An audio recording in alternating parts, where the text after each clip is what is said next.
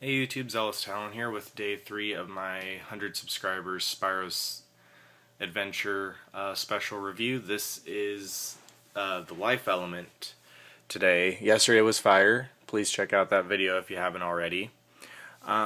So the life element could just as easily have been called plant. That's kind of the theme going on here with the life characters. They're all sort of plant or vegetation based. So to get started, we'll look at the dragon for this element as usual. This is Camo. He's, along with Sunburn and Whirlwind, he's one of the 3 dragons considered a hybrid. He's a hybrid between a plant and a dragon. So while he has the overall shape and style of a lizard, seeing as he has no wings, that kind of makes him look a little less dragony. He's very, very plant-like in his details. Kind of like how Sunburn had the shape of a dragon but all the detailing of a phoenix. He's got leaves instead of scales, and you can see they're molded in there just brilliantly. He has leaves instead of scales, and on his back they did a pale green wash to make the veins of the leaves pop out, because he's molded in a slightly darker green. So you get all these veins on the leaves pulling out. His tail is a giant leaf that has this absolutely beautiful gradient, very natural and subtle, that goes from the green of the molded plastic to a dark greenish blue at the end of his tail. And he's got a bunch of yellow paint on him as well, just all these little seeds, I guess they would be, just going down his tail, down his whole back. Looks like they missed one, but that's okay. And then as you get closer to his head, they become these giant thorn-like horns, with just great little lined-in texture there. And he's got some nice little yellow ticks around his eyes, bright red eyes with yellow irises, just painted inside of the mouth, painted teeth. The claws and belly are yellow, and he's got a really nice gradient effect as well going to his claws. And his hands kind of look like roots. They're kind of like that color that you would see for the roots on like bushes or some vegetables. He is just so well sculpted, and just so much paint goes into bringing out these little details and making him pop. He's probably my favorite figure, strictly on merits of the figure alone, gameplay notwithstanding. Which in the game he is an absolute beast. But I mean, he's one of my favorite characters, one of my favorite figures, hands down, if not my favorite figure, just because he's so immaculately well done and detailed. I love this figure, and I was just so sad that they didn't give him a Series 2 for Giants. It's criminal. He's just so awesome. Stump Smash is kind of like a tree bat. I think he's considered an Ed or something, but he's clearly not as big as Treebeard from Lord of the Rings. He's sculpted in a nice kind of wooden brown with some great, bark detailing. His name obviously comes from the fact that he has tree stumps for hands, so he just hammers everything. He's got some nice airbrushed green on him to look kind of like moss. And then when you look down at him from the top, you can see the top side of the hammers, and his head have some nice little lighter brown paint to look like the inner wood of a tree. And they even put some rings in there. I guess if you got bored, you could kind of figure out how old he is. The only problem I have with him is that they didn't paint the insides of these horns or the undersides of either of his hammers. And I would have even liked to see some paint on the bottom of his foot, the one that's raised up. I mean, he looks kind of cool, and he's savage to play as, but he really could have used some more paint.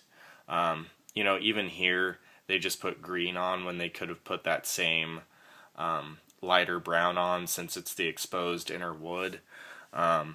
He could have done with some more paint, for sure. But, he's still kind of cool. And he was one of the earlier figures released. He came out right at the same time as the game, as a booster figure, as opposed to Camo, who was one of the latest figures released. He came out with in a just before Whamshell, at the same time as Warnado, and when Igniter got mass retail release outside of the 3DS starter pack. So, speaking of 3DS starter pack, we've got Stealth Elf, who was one of the characters included in there, along with Igniter and Dark Spyro. She was also available as a single or in a 3-pack right around the launch of the game. I believe she was packaged with Zap and Hex, but I don't remember perfectly. She's obviously an elf, given that she has pointy ears, and for Christ's sakes, her name is Stealth Elf. I don't think they would call a dwarf an elf, so she's got some cool blue hair with a really long braided ponytail, and then a little ninja mask that's painted in brown along with the rest of her garb. Got kind of a little sarong, or whatever it's called down there. Some nice gold bands and buckles around her her bracers and boots, which is kind of nifty. Fingerless gloves. Saw a Spanish guy doing the Bartman. And then she's got some cool little daggers that look kind of like tusks or fangs from an animal, which is kind of cool because it makes sense that rather than use like a manufactured metal dagger, she would use like animal parts or something out of nature for a weapon.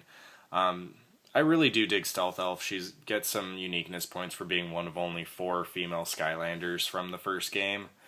And she just has a very different look to her compared to some of the other ones. I mean, the closest ones to her design is pretty much Hex and Flameslinger, and they're still very distinct from her. She stands out quite well amongst all the other Skylanders, especially considering that she's front and center in the artwork for the cover of the game. So I really like the white eyes, as if she was like blind or a spirit creature or something like that. It just kind of adds to her mystique. Last up is Zook. Again, kind of like Camo, he was one of the later figures released, although he came out a little bit before Camo. He was 3-packed, I believe, with Cinder and Lightning Rod. So he's what's called a Bambazooker, which is basically a bamboo guy that can shoot a bazooka. And he's cool. He's savage in the game. He looks kind of goofy as a figure and yet kind of awesome just because he has this giant bamboo bazooka and some arm guards. And then this missile is supposed to be a thorn, but I don't care because what it is, it explodes, and it's painted in a nice red, and red scope, black banding. He's got a nice kind of fade to a darker green down by his feet and claws, and then he's got a little bit of a lighter yellowish green near his mouth and up here top near his head. You can see the little knobs where the segments of like the bamboo or reeds would be for his hair. He's got some nice reddish leaves up there. Overall, his entire skin pattern is that of very closely packed leaves. Leaves or other structures from a plant. So kind of like maybe like he kind of makes me think like cycad or pineapple or